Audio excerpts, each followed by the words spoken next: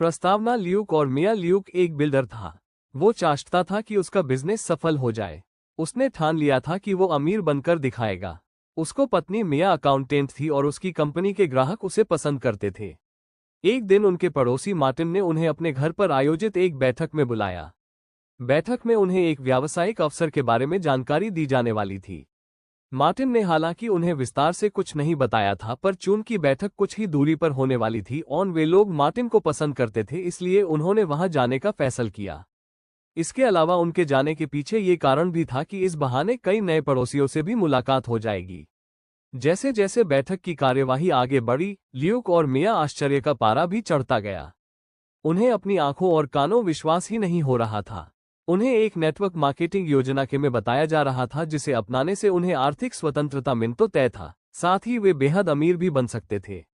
वे कुछ शतक दिन रात इसी योजना के बारे में बातें करते रहे।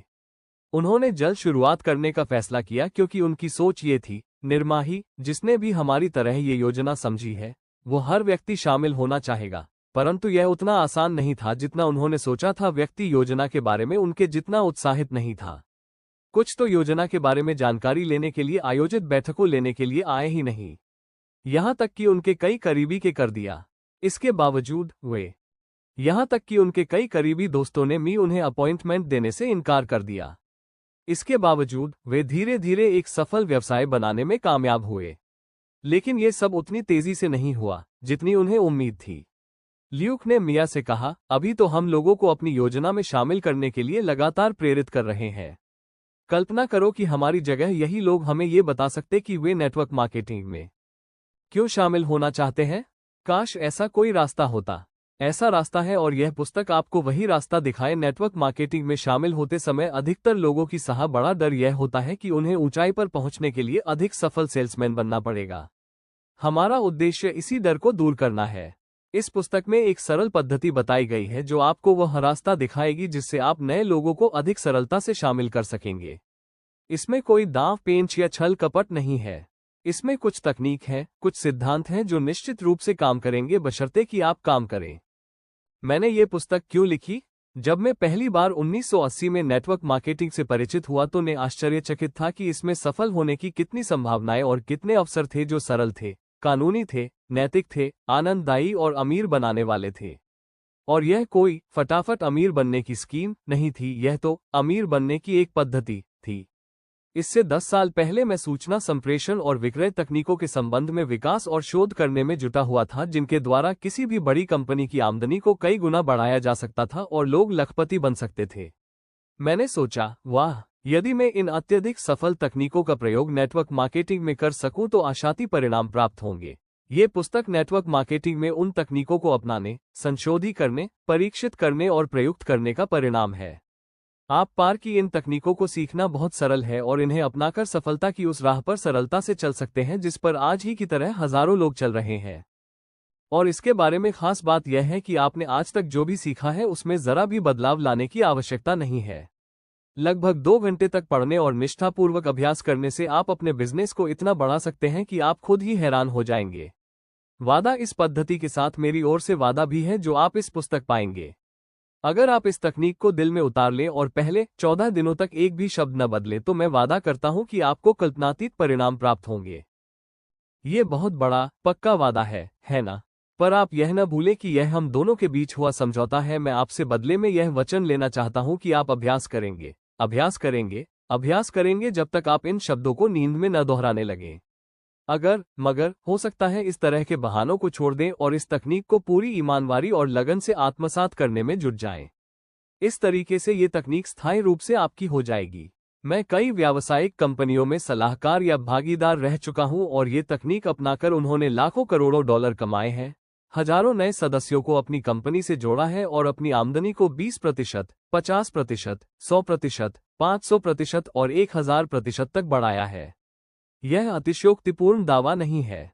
जो भी आप यहाँ सीखेंगे वो आपकी जिंदगी बदल कर रख देगा, पर इसके लिए आपको इस पद्धति को पूरी तरह से अपनाना होगा। अगर आप सहमत हों तो जोर से और अभी हाँ कहें। अगर आपने जोर से हाँ नहीं कहा तो इस अध्याय को फिर से पढ़ना शुरू करें। पुस्तक में जहां भी पुरुषवाचक शब्दों का प्रयोग किया गया है वो पुरुषों व महिलाओं दोनों के लिए है।